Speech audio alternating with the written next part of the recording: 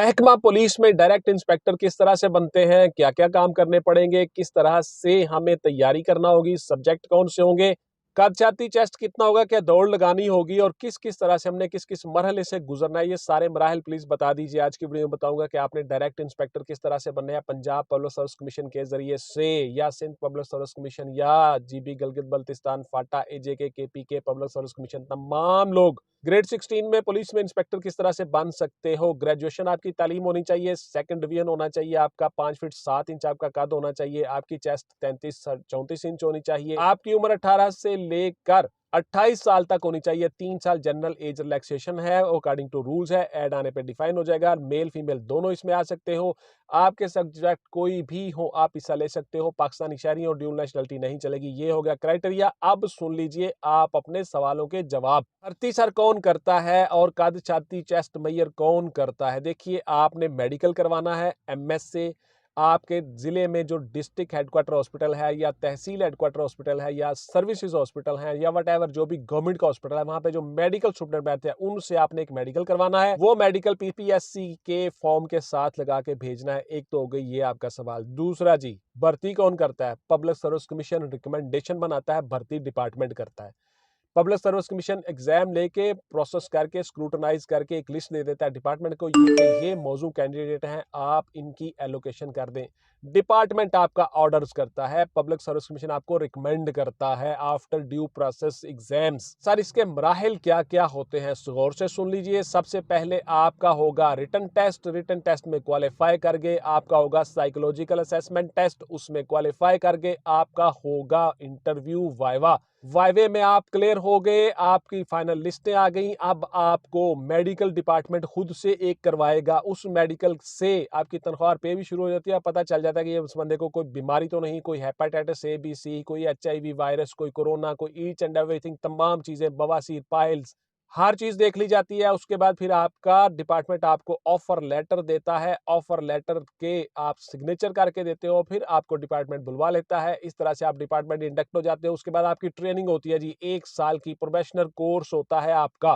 Police college Sihala, police college Multan, police college Chung, इसी तरह से दीगर अजला के जो पुलिस कॉलेज हैं वहां पे भी आपके पूरे पाकिस्तान में एग्जाम्स हो सकते हैं। आपका प्रोबेशनल कोर्स होता है 1 साल का। उस 1 साल में आपको फिजिकल पढ़ाया जाता है, आपको पीटी परेड करवाई जाती है, फिजिकली फिट किया जाता है, आपको फायर प्रैक्टिस करवाई जाती है, आपको लॉ पढ़ाया जाता है। मुल्क में जितना लॉ प्रिवेल कर रहा है, जितना लॉ, पुलिस रूल्स है, पुलिस एक्ट है, पाकिस्तान पीनल कोड है, ताज़ीरात पाकिस्तान जिसको कहते हैं, क्रिमिनल प्रोसीजर कोड है, सिविल प्रोसीजर कोड है, एविडेंस एक्ट है, कानून शहादत, कोर्ट प्रोसीजर्स एटसेट्रा, तमाम चीजें, इन्वेस्टिगेशन किस तरह से आप करते हो, ये सारी चीजें आपको उस 1 साल में पढ़ाई और सिखाई जाती हैं।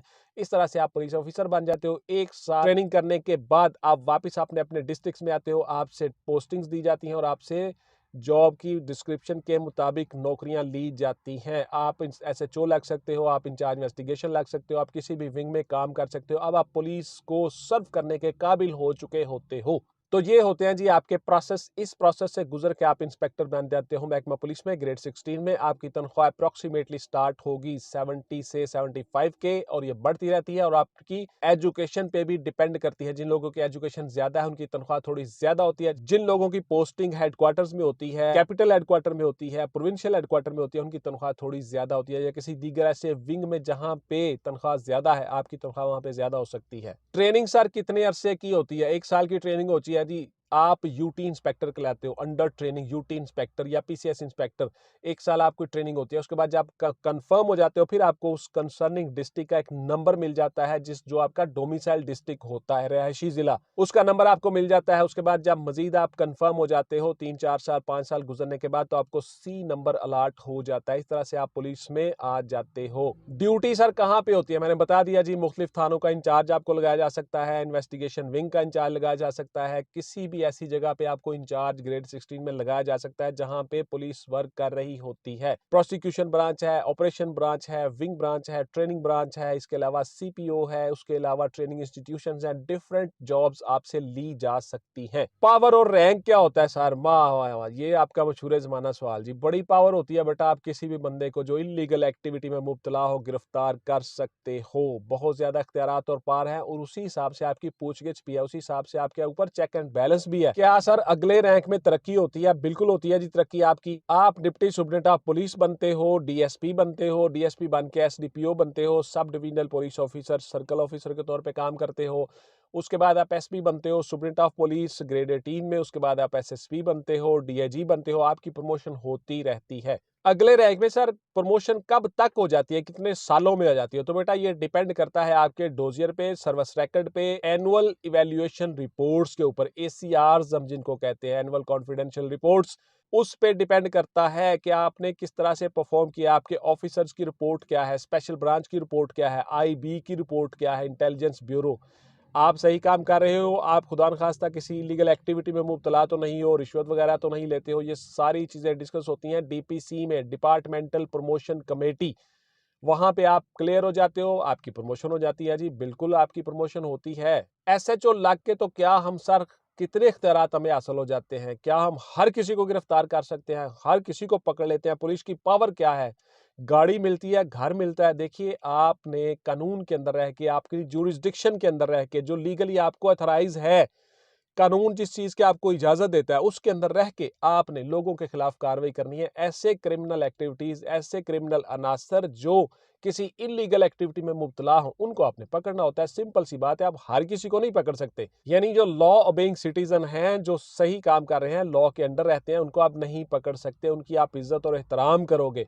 सिर्फ और सिर्फ गंदे अनासर, गुंडागर्द, बदमाश, चोर, डाकू, उनको आप पकड़ते हो और उनके खिलाफ कार्रवाई करते हो। आपको गाड़ी मिलती है जी सरकारी यूज के लिए, आपको घर ऑफिशियली नहीं मिलता एंटाइटलमेंट पे। हाँ, अलबत्ता कहीं पे कोई घर वेकेंट हो किसी पुलिस की रिहायशी कॉलोनी में और आपकी टर्न बाय टर्न सीनियोरिटी के लिहाज से आपको अलाट हो जाता है, मिल जाता है। एंटाइटलमेंट पे ग्रेड 17 में ही घर आता है या 18 में।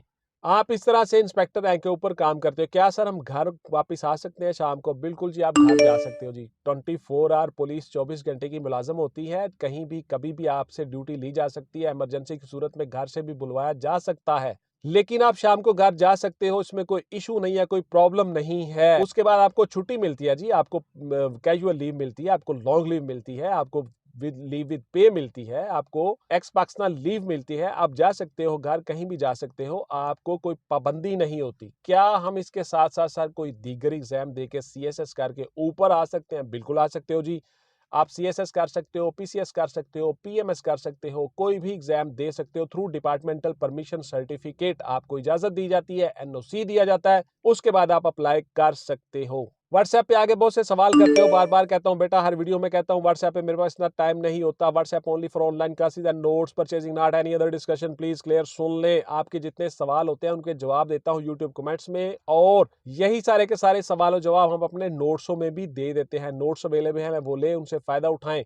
और चैनल को सब्सक्राइब करना मत भूलिए। चैनल को सब्सक्राइब किया करें ताकि आप बिजी हैं कहीं पे, आपको नोटिफिकेशन आ चुका है और बाद में भी वो वीडियो देख लें। सब्सक्राइब करने के बाद बेल का आइकन दबाएं और ऑल पे जरूर क्लिक करें। क्या सर बच्चों का और फैमिली का मेडिकल फ्री होता है जिस तरह आर्मी का होता है? बिल्कुल जी, आपका और आपके बच्चों का मेडिकल फ्री होता है। आपको मेडिकल और उसकी सहूलतें हासिल होती हैं, और आपकी फैमिली सिबलिंग्स जितने भी लोग हैं उनका मेडिकल फ्री होता है। वालिद है, वालदा है, बच्चे हैं, बीवी है, इन सब का। क्या सर साथ हम दीगर कोई जॉब या अपना प्राइवेट कारोबार कर सकते हैं? बिल्कुल नहीं जी, आप प्राइवेट कारोबार नहीं कर सकते। आप गवर्नमेंट ऑफिशियल होते हो, आपने गवर्नमेंट के ही काम करने होते हैं। रेगुलर क्लासेस में जाके पढ़ाई भी नहीं कर सकते। प्राइवेट तौर पे, अपने तौर पे आप पढ़ाई कर सकते हो। किसी कॉलेज यूनिवर्सिटी में एडमिशन ले आप पढ़ाई नहीं कर सकते। इस तरह से आप प्राइवेट तौर पे, अपने तौर पे पढ़ाई कर सकते हो जॉब के साथ साथ। ट्रेनिंग सर कहाँ पे होती है और कितनी मुश्किल होती है? देखिए मैंने ट्रेनिंग आपको बता दी। मैं मोस्टली आपको पूरे पाकिस्तान में पुलिस कॉलेज सहाला में ट्रेनिंग होती है, आपकी पुलिस कॉलेज मुल्तान में ट्रेनिंग होती है, आपकी पुलिस कॉलेज चूंग में ट्रेनिंग होती है, और 1 साल की ट्रेनिंग होती है, और ये कोई इतनी मुश्किल नहीं होती। बहुत से लोग ट्रेनिंग करते हैं बेटा, बड़ी मजेदार ट्रेनिंग होती है। फिजिकली आप फिट हो जाते हो, आप दौड़ते भागते हो, पीटी करते हो, परेड करते हो, फायर करते हो, ऑब्स्टेकल्स करते हो, लॉ सीखते हो। तो ये बड़ी अच्छी और हेल्दी एक्टिविटी होती है। आप मजे से ट्रेनिंग करते हो, कोई मुश्किल नहीं होती।